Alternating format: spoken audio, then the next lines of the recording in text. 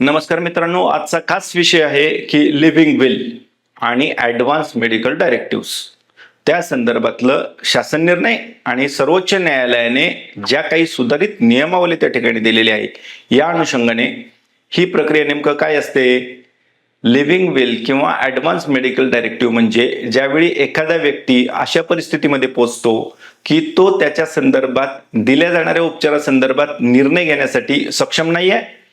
अशा वेळी तो ज्यावेळी निर्णय घेण्यास सक्षम होता त्यावेळी त्याने एक कागद बनवला आणि त्या कागदामध्ये काही बाबी त्यांनी विस्तृतपणे लिहिल्या होत्या की जर मी कायमस्वरूपी कोमात गेलो किंवा माझ्या मेंदूला असाध्य इजा झाली किंवा मला एखादा असाध्य आजार झाला आणि मला व्हेंटिलेटर लावण्याची वेळ आली किंवा फिडिंग ट्यूबने भरवण्याची वेळ आली, म्हणजेच कृत्रिम अन्न पुरवठा देण्यासाठी जी ट्यूब वापरली जाते, यासारख्या जीवनरक्षक प्रणाली वरती तुमचं जगणं जे आहे ते अवलंबून झालेलं आहे आणि आता हे कधी थांबवायचं या संदर्भात विशिष्ट सूचना त्या कागदामध्ये लिहिलेल्या असतात.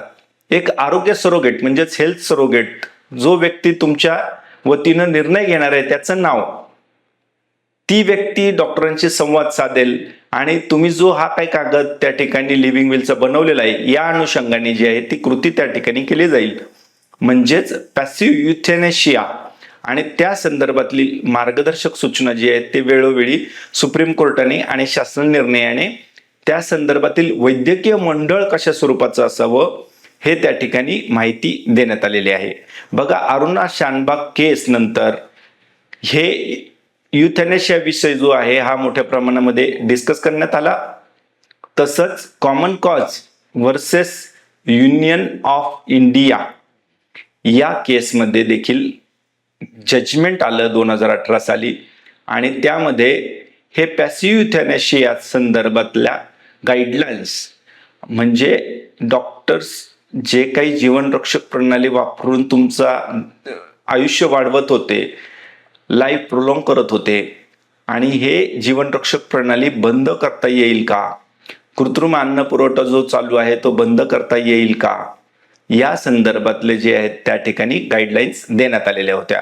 त्यानंतर पुन्हा एकदा 24 जानेवारी 2023 रोजी या गाईडलाईन्समध्ये सुधारित गाईडलाईन्स हे सेपरेट ऑर्डर जी आहे ती सर्वोच्च न्यायालयाने त्या ठिकाणी दिलेली आहे आणि त्यामध्ये नोटरी किंवा गॅझेटेड ऑफिसर यांनी साक्षांकित करून एक कागद त्या ठिकाणी व्यक्ती बनवतो, लिव्हिंग विल त्याचा मसुदा बनवतो आणि त्यामध्ये जो व्यक्ती आत्ता जिवंत आहे, निर्णय घेण्यास सक्षम आहे, कॅपॅसिटी आणि कॉम्पिटन्सी त्याची आहे, असा व्यक्ती परिस्थितींचा उल्लेख करतो, विशिष्ट त्याच्या उपचारासंदर्भातील सूचना देतो आणि आरोग्य सरोगेट जो आहे तो त्या ठिकाणी नेमून देतो आणि 2 साक्षीदारांच्या समक्ष त्या कागदावरती तो सही करतो आणि याचं प्रमाणीकरण जे आहे ते नोटरी किंवा गॅझेटेड ऑफिसर हे करत असतात. असं नवीन जे गाईडलाईन्स आहे या गाईडलाईन्समध्ये आपल्याला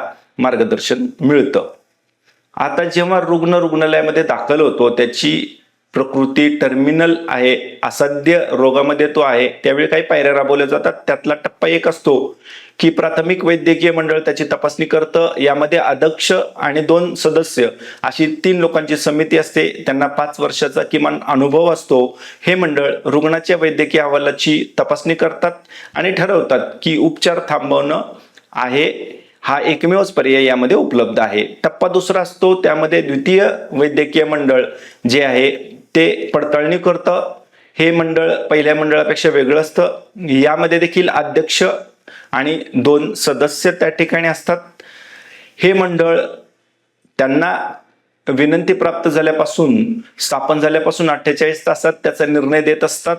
हे मंडळ आरोग्य सरोगेट किंवा जवळच्या नातेवाईक याच्याशी चर्चा करतो, त्यांची संमती प्राप्त करतो आणि निर्णय देतो. तिसरा टप्पा आहे की ज्यावेळी संमती मिळते त्यावेळी तिथल्या स्थानिक ज्युडिशियल मॅजिस्ट्रेट JMFC यांना जी आहे ही जीवनरक्षक प्रणाली बंद करत आहोत या संदर्भातली जी आहे ती माहिती तिसऱ्या टप्प्यामध्ये जे संबंधित स्थानिक ज्युडिशियल मॅजिस्ट्रेट आहेत यांना द्यावी लागते आणि ही माहिती कळवण्याची जबाबदारी जी आहे ती त्या रुग्णालयावरती ठेवण्यात आलेली आहे, त्या हॉस्पिटलवरती ठेवण्यात आलेली आहे. तसेच नातेवाईकांना देखील जे सरोगेट आहेत त्यांना देखील ही जबाबदारी त्या ठिकाणी देण्यात आलेली आहे की तुम्ही हे कळवायचं आहे. आता रुग्णालय किंवा बोर्डाने ही परवानगी नाकारली तर थेट उच्च न्यायालयामध्ये या संदर्भात याचिका देखील दाखल करता येते. स्वतंत्र मेडिकल बोर्डाची स्थापना त्या ठिकाणी केली जाते आणि तात्काळ निर्णय देखील त्या ठिकाणी घेतला जाऊ शकतो. प्रशासकीय आणि हे नियंत्रण जे आहे ते शासकीय वैद्यकीय महाविद्यालयाच्या अधिष्ठातांची ठेवण्यात आलेली आहे. हे वैयक्तिकरित्या या सगळ्या प्रक्रियेसाठी विलंब न होता कशा पद्धतीने करून घेता येईल यासाठी जबाबदार असतात. सर्वोच्च न्यायालयाच्या निर्देशानुसार ही प्रक्रिया रुग्ण आणि त्याच्या सन्मानाने जगण्याच्या हक्काचं संरक्षण करण्याचा, सन्मानाने मरणाच्या हक्काचं संरक्षण करावं यासाठी आहे.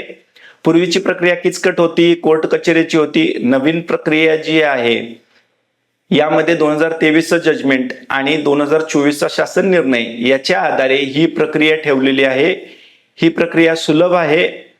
एखाद्या रुग्णाला ज्यावेळी तो स्वतःचा उपचारासंदर्भातला निर्णय घ्यायला असमर्थ ठरतो त्यावेळी त्यांनी बनवलेली लिव्हिंग विल असेल तर त्या लिव्हिंग विलच्या अनुषंगाने हे सगळी प्रक्रिया राबवणे, कृती करणे किंवा ही पॅसिव्ह युथेनेशियाची प्रक्रिया घडवून आणणे या संदर्भात मार्गदर्शन मिळत असतं.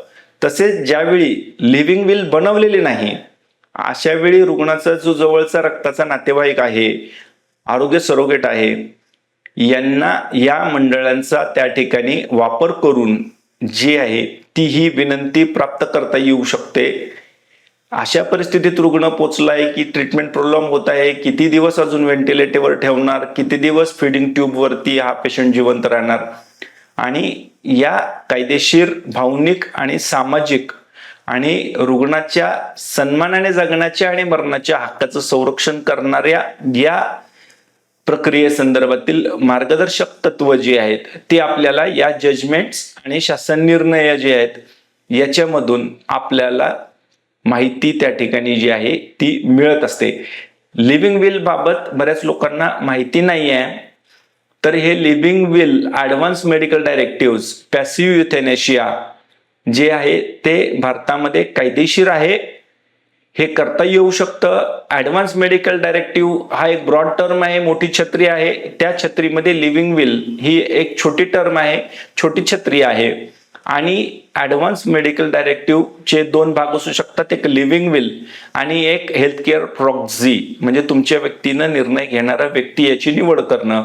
आणि ही प्रक्रिया कशा पद्धतीने राबवली जाणार आहे त्याची जी कृती त्या ठिकाणी केली जाते ह्या कृतीला पॅसिव्ह युथेनेशिया असं म्हटलं जातं.